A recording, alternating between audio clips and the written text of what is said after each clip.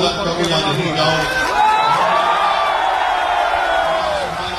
ने मुझे मौका दिया आपके दरमियान में आने का, और मेरी अल्लाह से दुआ है कि अल्लाह सुब्हानहू व तआला आप तमाम पर अपनी रहमतों को, अपने फजल को नाजिल करे। अल्लाह सुब्हानहू व तआला आसाम के मुसलमानों की मुसीबतों का खात्मा कर दे। जो लोग जुल्म कर रहे हैं अल्लाह उनको जुल्म से रोक दे, अल्लाह उनको हिदायत दे। अगर वो जुल्म करते रहेंगे तो फिर अल्लाह उनको देख लेगा इंशाअल्लाह। और कांग्रेस के लोगों से बोल रहा हूं, आप कितना भी कोशिश कर लो, अल्लाह जब तक असदुद्दीन ओवैसी को जिंदा रखेगा, मुस्लिम पॉलिटिकल लीडरशिप को बनाना है, मजबूत रखना है, जिंदा रखना है, मैं हाजिर रहूंगा इंशाअल्लाह। मेरे भाई बड़े भाई अजमल साहब को देखता हूं तो मैं मेरी जबान से बेसाख्ता दुआ के कलमात निकल जाते हैं कि अल्लाह इनको सलामत रखे, अल्लाह इनको सेहत दे, और ये आपकी और सही तरीके से, बेरोज तरीके से खिदमत करते रहे। हम तमाम खादिम हैं आपके, हम तमाम आपके गुलाम हैं, हम तमाम आपके नौकर हैं। आपकी वजह से हम यहाँ पर खड़े हैं।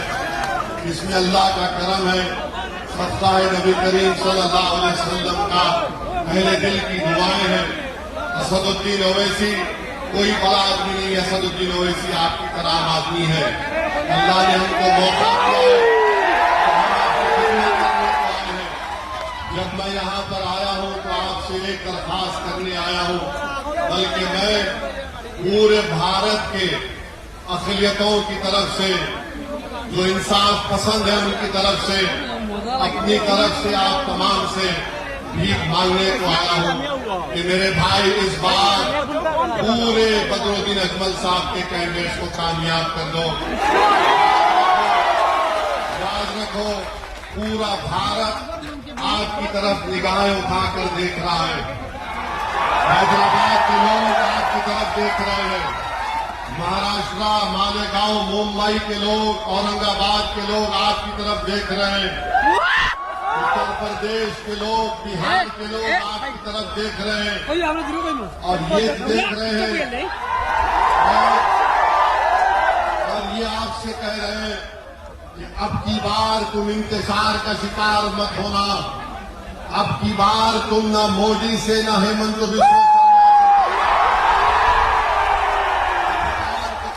तुमसे कह रहे हैं, असदुद्दीन ओवैसी जाओ, जाकर आसाम के उन गयूर लोगों को बोल दो कि जिनके घरों से बेघर कर दिया गया, अगर हम तुम्हारे साथ खड़े नहीं हैं, मगर हम रातों में उठकर तुम्हारे लिए दुआ कर रहे हैं।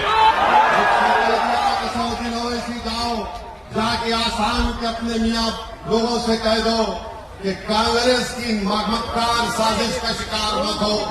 जो मेहनत से आपने अपनी लीडरशिप को तैयार किया है, उसको मजबूत करो, उसको मुस्तहकम करो, उसको कामयाब करो। याद रखो, एक दिन मैं और बदरुद्दीन अजमल साहब इस जमीन की ग़िज़ा बन जाएंगे। मगर जब हम जाएंगे इस दुनिया से तो कोई ये नहीं कहना कि काश कोई आकर हमको हिलाकर बता देता, कोई हमको जगा देता, कोई हमको हिम्मत दिला देता कि ये वक्त उठने का है, ये वक्त उठने का है, ये वक्त बैठने का नहीं है, ये वक्त लड़ने का है, ये वक्त सीना तान कर अपने हक को मनवाने का है। तुम याद रखो, तुम उस रसूल रहमत की उम्मत हो, तुम उनकी उम्मत हो, तुम किसी से नहीं डरते सिवाय अल्लाह के। हम मरेंगे इंशाअल्लाह ताला, हमारी मौत लाखों को हयात देकर देगी इंशाअल्लाह। मेरे अजीज दोस्तों और बुजुर्गों, 9 तारीख के दिन आपको अपना एक एक और ताला चाबी पर बटन दबा कर देना है। इस विधानसभा की आवाम से अपील नहीं कर रहा हूं, बल्कि आसाम के तमाम इंसाफ पसंद हिंदू भाइयों से भी अपील कर रहा हूं। मैं आसाम के तमाम इंसाफ पसंद हमारे ट्राइबल भाइयों से, बहनों से अपील कर रहा हूं। मैं उन तमाम से अपील कर रहा हूं जो भारत के संविधान को अजीज रखते हैं, मैं उन तमाम मियाँ लोगों से अपील कर रहा हूँ, ये वक्त उठने का है मेरे भाई। ये वक्त इंतजार का शिकार नहीं होना है आपको अपने इस कौम के साहिब के साथ खड़े रहने का वक्त है, जिसने अपनी जिंदगी आपके लिए वक्त कर दी है। आपको इनको कामयाब करना है। आप अंदाजा नहीं लगा सकते कि पार्लियामेंट में मेरी नजरें तरसती है बदरुद्दीन अजमल को ढूंढते ढूंढते। नरेंद्र मोदी की हुकूमत ने हमारी मस्जिद, दरगाह और खानकाहों को छीनने का कानून बनाया है। मेरा दिल पुकार कर मुझसे कह रहा था कि काश अगर मौलाना बदरुद्दीन अजमल मेरे बाजू होते, ये कानून नहीं बन सकता था। मैं आपको जज्बात में लाने के लिए नहीं कह रहा हूं, अल्लाह जानता है। मैं पार्लियामेंट में बैठे बैठे ये महसूस कर रहा था कि काश आसाम के मुसलमान अजमल साहब को कामयाब कर देते, बिहार के लोग हमारे अकबर ईमान को और महाराष्ट्र के लोग मेरे छोटे भाई सैयद इम्तियाज जलील को कामयाब कर देते, कानून को रोक सकते थे। मगर खैर अल्लाह के फैसले अल्लाह जानता है। अब आपको ये दिखाना है कि आप अपना एक और ताला चाबी पर लगाएंगे। 51 बरस 200 दिन कांग्रेस को सत्ता मिली आसाम में, क्या मिला मियाँ लोगों को? मियाँ लोगों को पेंशन मिला, मियाँ लोगों को फॉरेनर ट्राइब्यूनल मिला, मियाँ लोगों को वो तमाम पीटीडीए के वो तमाम मामला मिले जिसमें हम बेघर हो गए। 51 बरस में वही कानून लैंड ग्रैबिंग का बनाया गया था, और प्रधानमंत्री रकीबुल मंजली थे, उस कानून का इस्तेमाल करके आज ये हेमंत बिस्व शर्मा जो वक्त का फिरौन बना रहा है।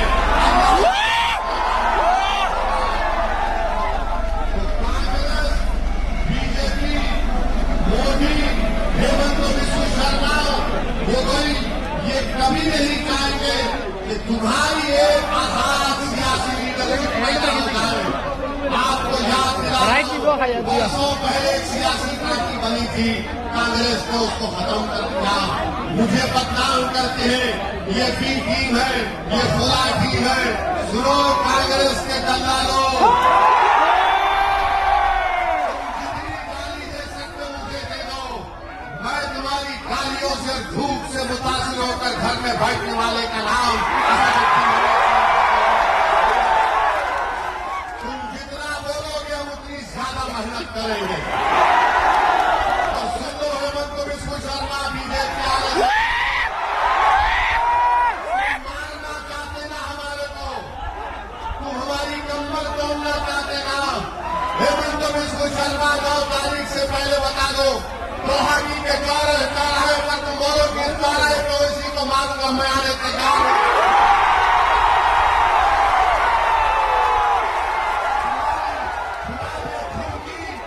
हमको जरा नहीं आएगी, अरे मरना तो सब पाएगा। अभी मैं जाऊंगा, लेकिन तुम भी जाओगे। मगर ये घराने की सियासत अब काम में आने वाली नहीं है। ये मजमा बता रहा है हेमंत बिस्व शर्मा, हम करने वाले नहीं हैं। ये मजमा पुकार कर कहना है कि जो बेफल हुए इंशाअल्लाह बदरुद्दीन अजमल उनकी बात कामयाब होगा, उनके सर पर इंशाअल्लाह खत बनाकर ये मजमा पुकार कर कांग्रेस से कह रहा है, ये मजमा पुकार कर कांग्रेस से कह रहा है कि अब 51 बरस के बाद तुम्हारी मतवारी का शिकार नहीं होने वाले अब हम अपने मुकद्दर के फैसले करेंगे। अब हम अपने मुस्तकबिल के रास्ते बनाएंगे, चाहे रास्ते में पहाड़ आ जाए, जालिम आ जाए, तूफान आ जाए, जिसके हौसले पार होते हैं अल्लाह उनको जला हो, तूफानों में जला उनका जला देता है।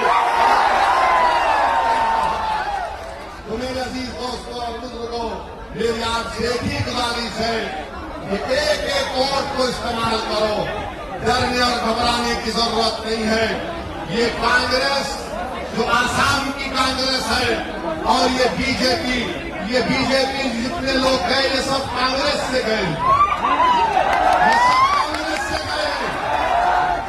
यहां से ग्रेजुएशन किए, वहां पर जाकर मास्टर्स की डिग्री लिए। मेरी आपसे गुजारिश है कि मुस्तहदा तौर पर अपने एक वोट का इस्तेमाल करिए। अल्लाह मेरी आवाज को उन तमाम इलाकों में अपने फजल और करम से पहुंचा दे।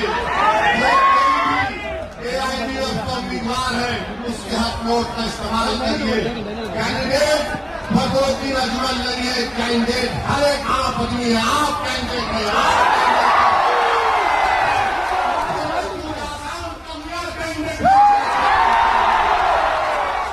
और सुन लो आने वालों, जब तक मियां जिंदा है दुनिया जिंदा रहेगी। मस्जिदों में हयाल सलाह हिजाल फला कहते रहेंगे,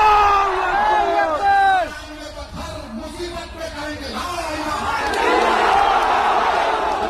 तो डरना नहीं है, अल्लाह ने आपको क़यादत की है, इसको नेमत समझिए। ये आपकी क़यादत है, अजमल साहब की नहीं है, मेरी नहीं है।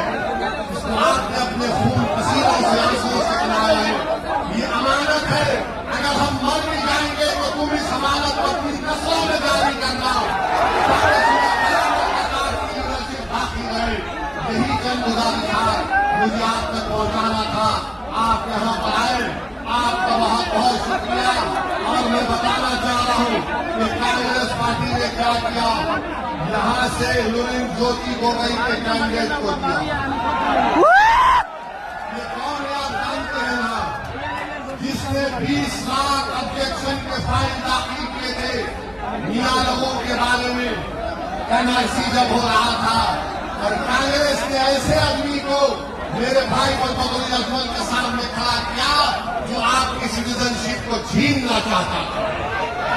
अब आपका काम यह है कि जिसका घर जालिम ने लूटा, जिसको गोलियां मार दी, जिसका नाम निकालने की कोशिश की गई, 9 तारीख के दिन आप बाबा साहेब अम्बेडकर के संविधान का इस्तेमाल करके इन तमाम का जवाब आपको देना है।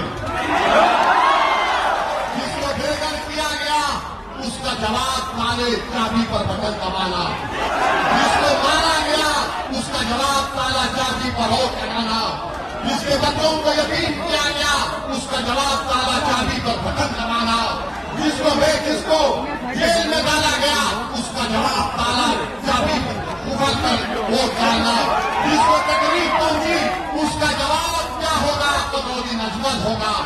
जिसको मोहब्बत होगी मीना से, जिसको मोहब्बत होगी मीना से, वो ताला चाबी पर बटन दबाएगा।